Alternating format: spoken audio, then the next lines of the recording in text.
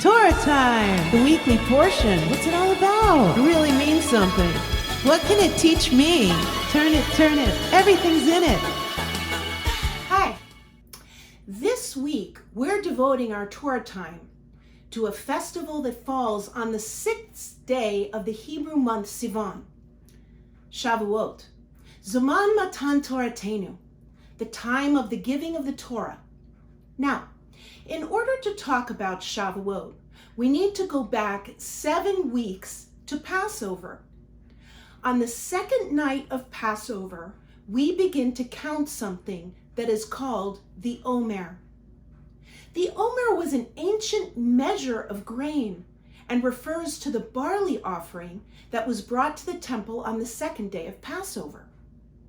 Counting the Omer lasts for 49 days until Shavuot. It's said to be a period of mourning for the 24,000 students of Rabbi Akiva who died in a plague.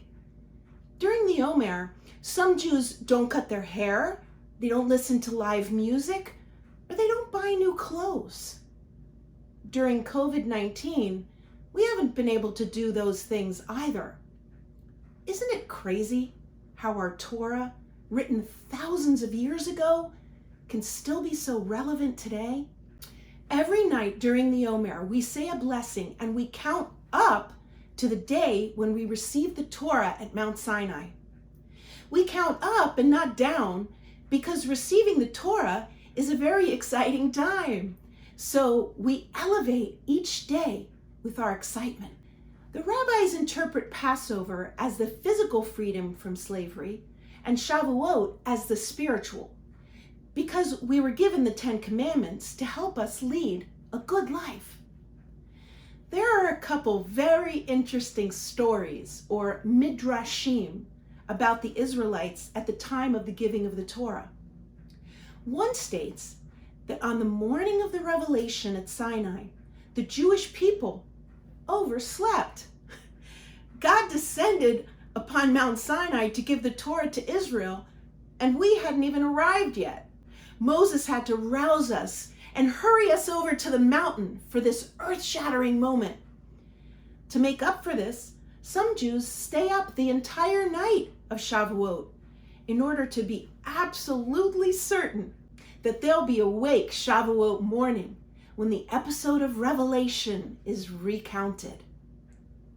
Another story in the Talmud says, and they stood in the bottom of the mountain.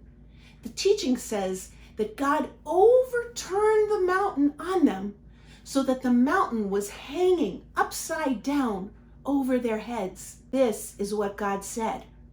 If you accept the Torah, everything will be fine. But if you don't, then here you will be buried. Considering that, the Israelites accepted the Torah and said something very interesting. They said, Na'aseh v'nishma. We will do and we will understand. Wait a minute. They're going to do all that was in the Torah before understanding it? That seems backwards. But it's not. Have you ever been asked to do something and you can't figure out why you need to do it? Like making your bed every day, or learning algebra, or saving money. At first, these things seem useless, and we only do them because it's been strongly suggested that we do. It's only after we grow up or some time has passed that we can recognize the benefit of such tasks. We realize that making our bed every day makes us feel good about ourselves and our room. And algebra? Well, we can apply that to everyday living. And saving money? Well, let's put it this way. When we get older, we'll be very happy we did. This is what happened with the people of Israel. They knew that by doing the commandments, they would understand what it meant to be a Jew. And they would know what a sacred obligation it was to hold the Torah close forever. The lyrics to one of our favorite songs sums it up in a perfect way. Eitz chaim hi l'machazikim ba, v'tomechecha me'ushar. It is a tree of life for them that hold fast to it, and all of its supporters are happy. Well, that's our Torah time for today. Shalom.